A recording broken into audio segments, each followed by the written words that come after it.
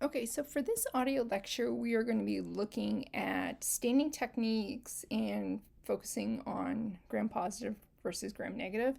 And the reason for that is the gram stain, which is a differential stain, is one that is used routinely in clinical settings, both in human medicine and also in veterinary medicine, and also in research labs. So if you have an organism that you don't know what it is and you can culture it, one of the first tests you would do is to do a gram stain to determine if it's gram positive or gram negative. The positive and negative tells you about the cell envelope, which is that layer of plasma membrane, cell wall, and outer membrane, if they have those structures. So all bacteria, all cells will have the plasma membrane, but the cell wall may not be there, and it might be different depending on whether it's gram positive or gram negative. And then whether you have an outer membrane can vary. Okay. So again, and then the antibiotics we use to treat a gram positive are different than gram negative once we know what is causing the infection. And so later on in the semester, when we talk about antimicrobials, antibiotics, that concept of whether it's gram positive or gram negative is important, because the mechanism of action of the antibody might target the cell wall.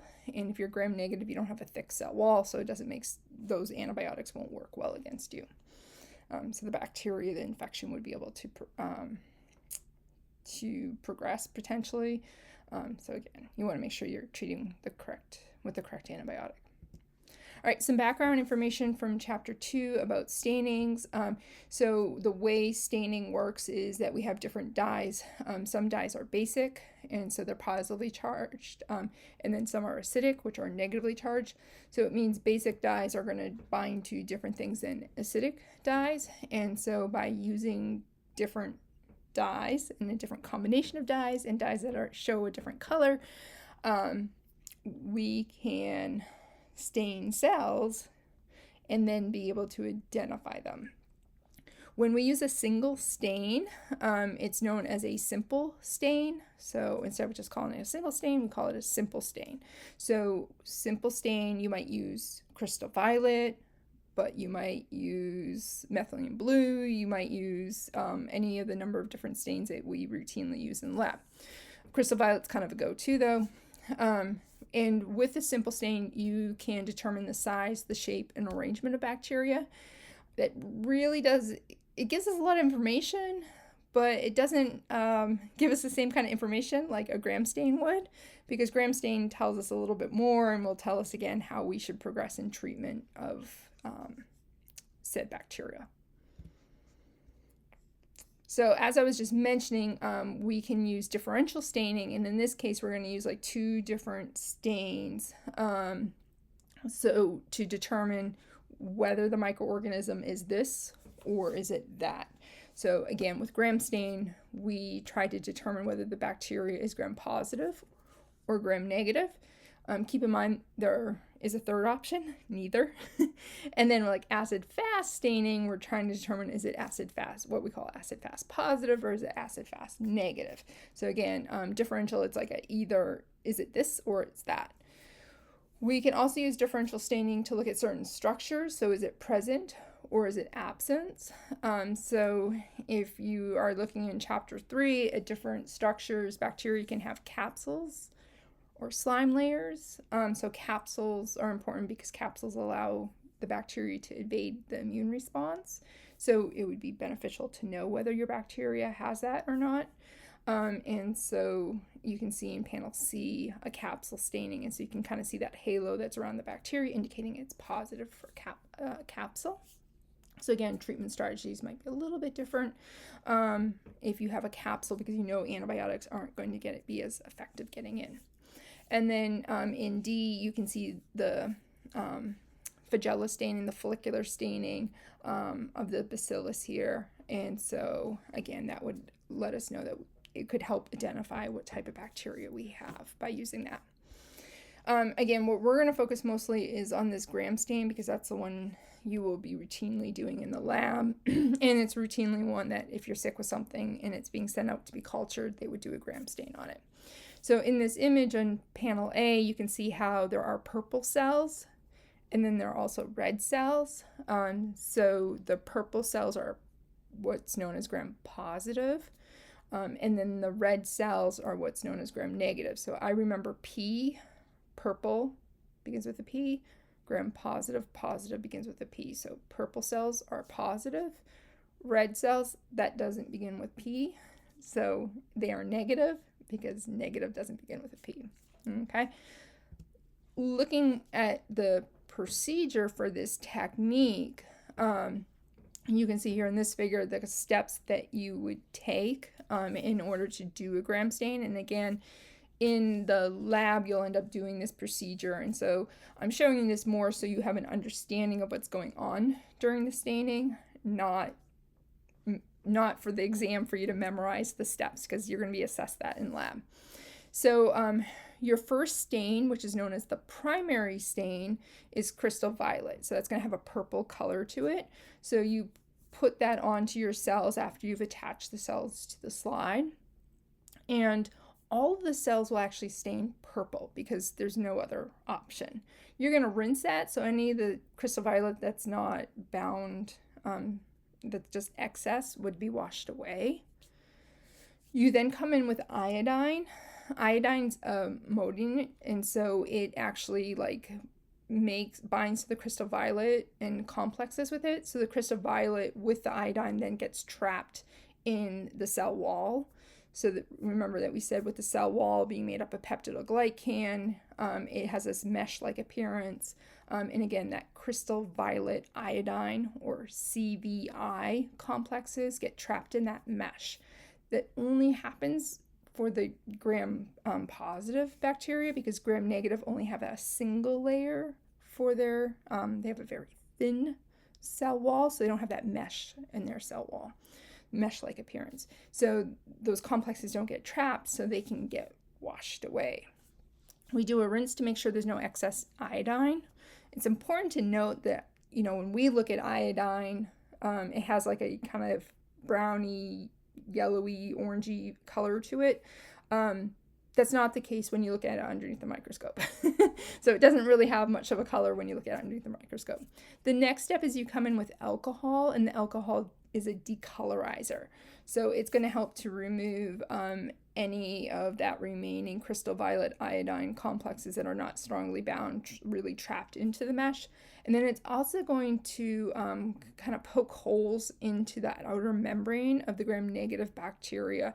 So you can see here in this image at this third step how some of these cells are clear, and that's because that decolorizer has removed any of that crystal violet that was kind of weakly binding to that outer membrane. And again, at this point, we've now kind of punched the alcohol has caused there to be space or holes in the outer membrane. So in the fourth step, when we come in with our saffron, our counter stain, it means anything that's not stained will be stained, right? So for the gram-positive bacteria, they're still purple. There's really no free space. There's no location for the saffron, the counter stain, to bind to. But with the gram-negative bacteria, because we've removed any of that crystal violet in the previous steps and we've decolorized and we've punched holes into the outer membrane, now the saffron can get in and stain the gram-negative bacteria, and the saffron has a pink red color to it. So that's why the gram-negative bacteria would be red afterwards. All right, so as I mentioned, we can determine shape, arrangement, and size through a simple stain. We can also determine that through a gram stain. So again, that's another reason why you would just go straight and do a gram stain versus generally you don't do a simple stain first unless you're learning how to stain. Or if there was some other reason, like you did a gram stain and it didn't work, right, and you wanted to troubleshoot it, kind of thing. So when we look at the shapes, some of the common shapes are cocci, which are spears, and rods, which kind of are like hot dogs. So keep in mind when you're looking at them under the microscope, they're two-dimensional, but the reality is they're actually three-dimensional. So they look like circles, but they're actually spheres. There's other variations, as you can see on the figure that's on this slide. So there are these kind of like corkscrew bacteria. Those are the spirochetes. They have flagella embedded into their membranes. So they're a special group. We also have Vibrio, which have like a comma shape to them. So Vibrio cholera, and again, we'll talk a little bit more about some of these. We talked about some of them in class, and we'll talk more about some of them through this lecture. We can also see the arrangement. So the arrangement is how these individual organisms interact with other members of their species. And so, again, keep in mind each individual cell is their own organism, their own individual, but they grow in colonies because of the way they undergo division and asexual reproduction. So some of that arrangement is determined by how they divide. So whether they divide like along, like for rods, along their long ends, or whether they're along their short ends.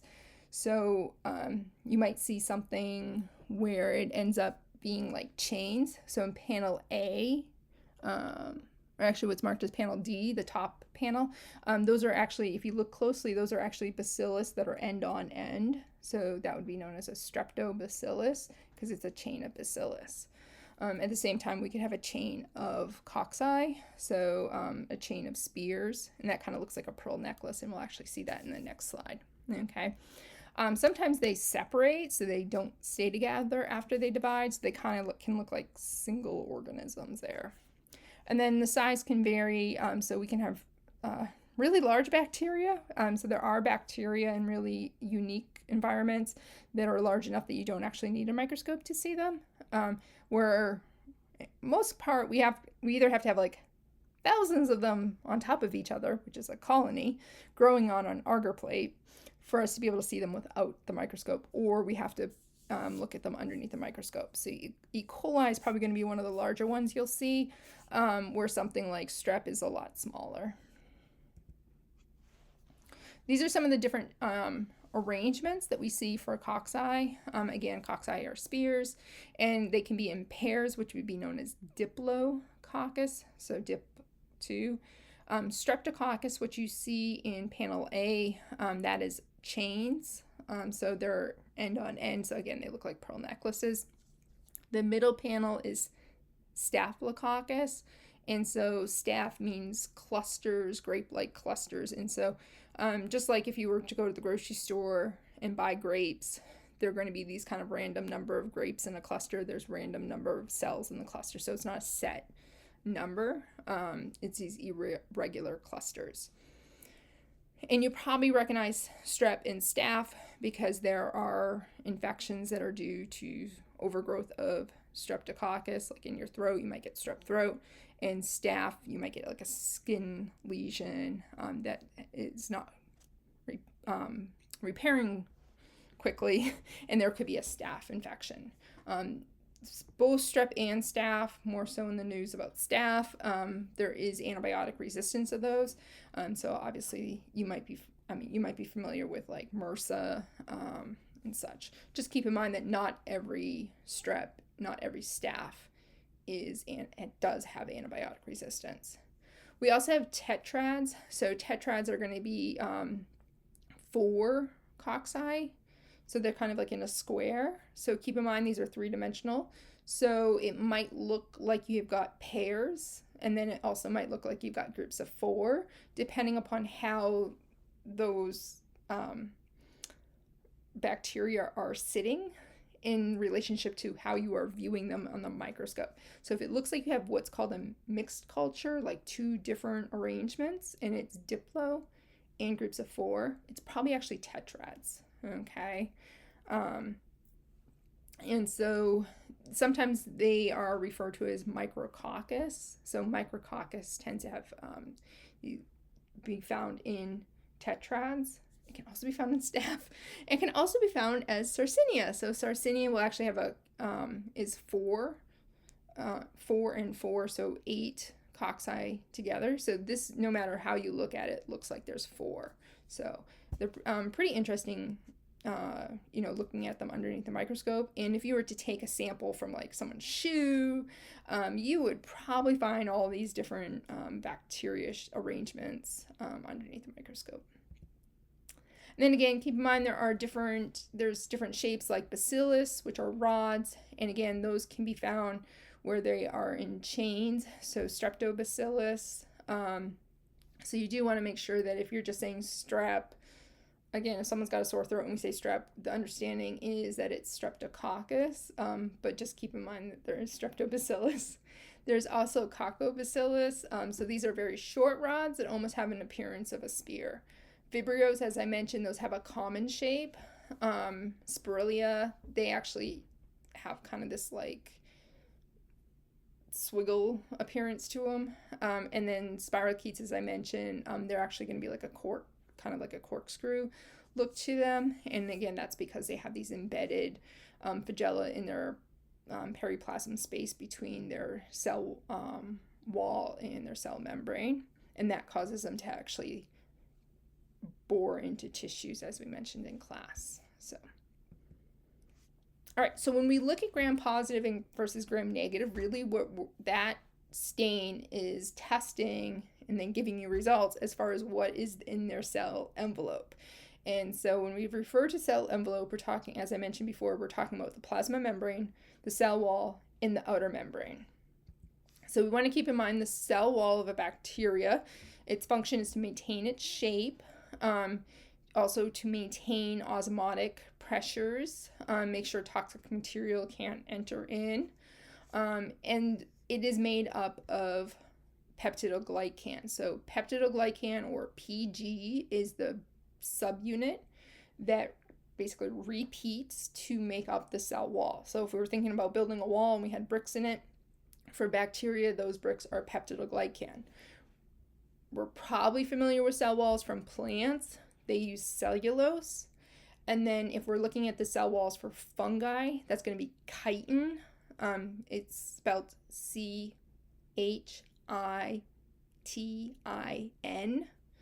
but pronounced chitin. Okay, so again, the subunits that make up the cell wall differ depending upon what type of organism we're talking about. So when we, as I mentioned, when we do the gram stain, we really have 2 different types. And again, the reality is there's actually a 3rd type. And so with gram positive, there's lots of peptidoglycan because there's a thick cell wall. So that means there's lots of target for the crystal violet iodine complexes to get trapped in. Where with the gram negative, it's a very thin layer of peptidoglycan. There's the outer membrane, and so it's really tough for that primary stain of crystal violet to get in. But because we then have come in with alcohol and decolorizer, it then allows for the counter stain, the saffron to stain, which is going to be red. So as I was mentioning, this is what peptidoglycan looks like. It comes in 2 different forms depending upon the orientation of the side chains. And so it will go back and forth between NAG and NAM, not really important for our purposes. There are enzymes that help to repair the cell wall. So if the peptidoglycan, if a subunit becomes damaged, again, bacteria would have enzymes to repair that. Some of those enzymes get targeted by antibiotics, so that's important to know. But again, it creates this mesh. And so here we can see our gram-positive cell, which has 2 layers to its cell envelope. So it's got the plasma membrane, which all cells would have, and then again, you can see that cell wall is very thick with peptidoglycan. And the reality is, again, it's a mesh. It's not like a solid wall. And so we have all these subunits of peptidoglycan that, again, can act as target. Okay. And then with gram negative, they have 3 layers to their cell envelope. So they're going to have their plasma membrane. They're going to have the cell wall that's made up of peptidoglycan. And then they also have an outer membrane. Okay, so these 3 layers, because of these 3 layers, we get the red staining. Because again, that outer membrane makes it tough for things to get in. It's selective in what can enter in.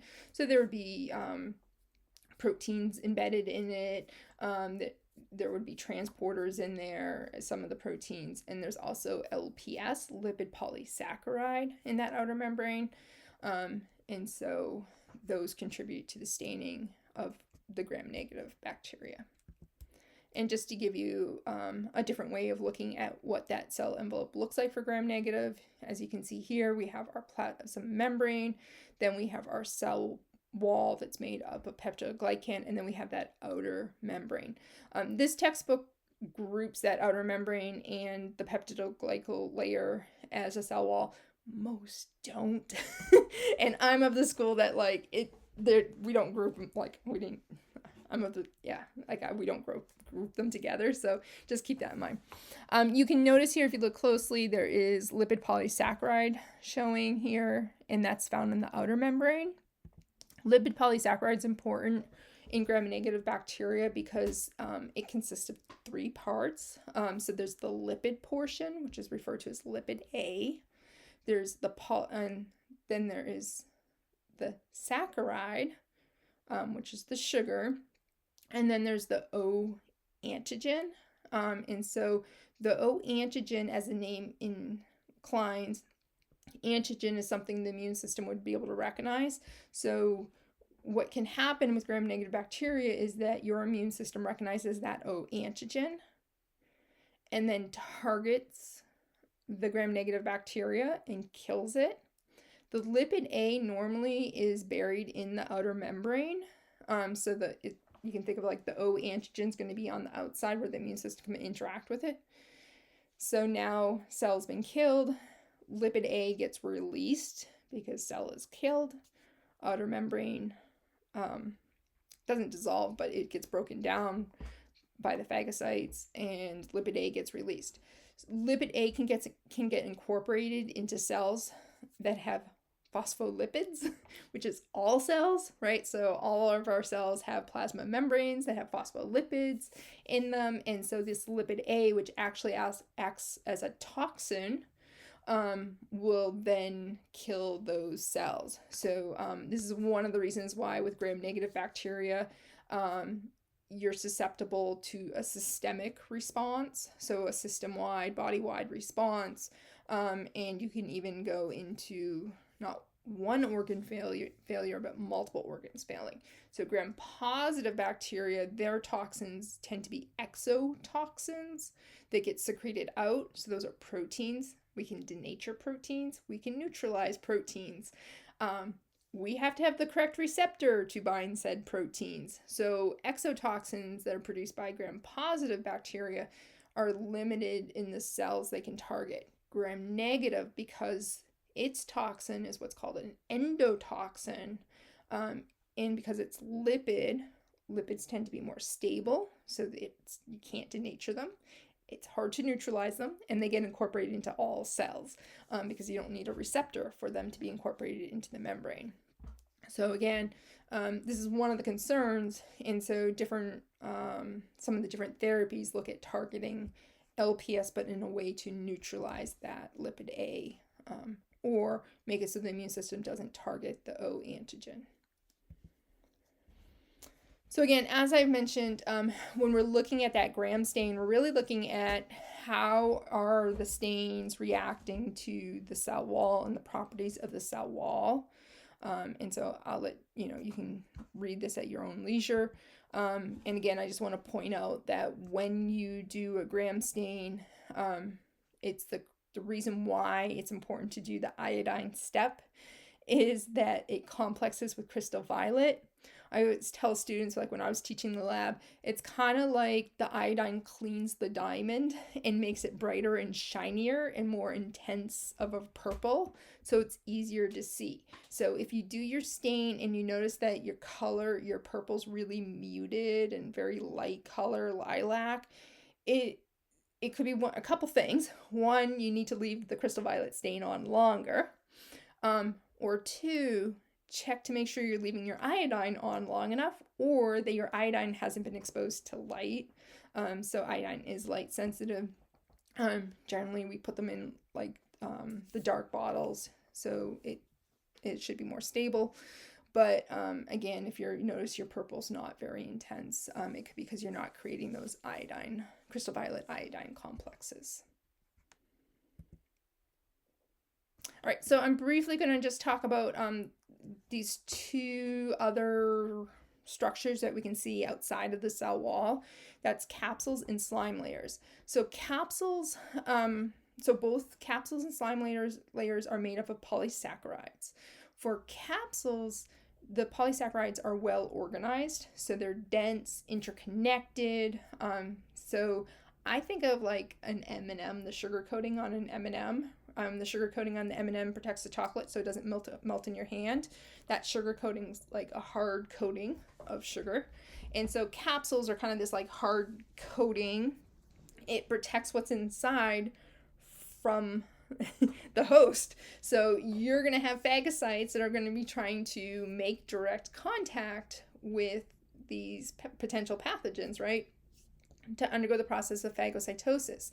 If that bacteria is covered in this hard coating of sugars, it is going to be hard for phagocytes to actually engulf them. So they become resistant to phagocytosis.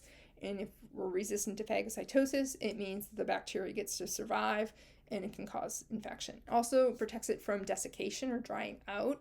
So it keeps the water inside, the nutrients inside. It also makes it harder for viruses. So there are viruses that infect bacteria, so it's harder for viruses to infect them. Also harder for detergents and antibiotics to penetrate into the bacteria. The other kind of layer we might have is a slime layer. So as I mentioned, it's made up of polysaccharides, sugars, but these are more loosely kind of attached. So I think of this as like a fluffy frosting on a cake.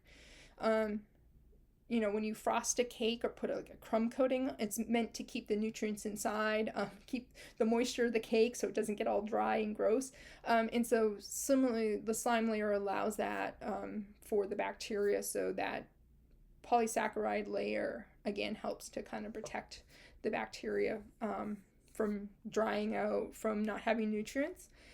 It can also allow the bacteria to interact with other bacteria that have slime layers. So what happens is it's kind of like if you put two cupcakes too close together, the frostings kind of merge, or if you drop your piece of cake and it lands frosting side down, now stuff is stuck to it. And so it's kind of like that. The polysaccharides from the neighboring cells will end up interlocking kind of together. This is how biofilms can get formed, because the interlocking then creates this matrix that then protects that group of bacteria from the outside environment. Okay.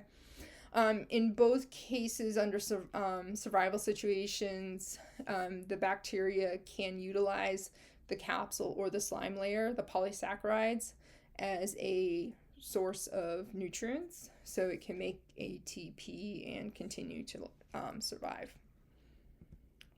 All right, just like with all these audio lectures, if you have any questions, please let me know. I'm more than happy to answer said questions. Hopefully this audio lecture was helpful in you learning a little bit more about gram-negative and gram-positive bacteria.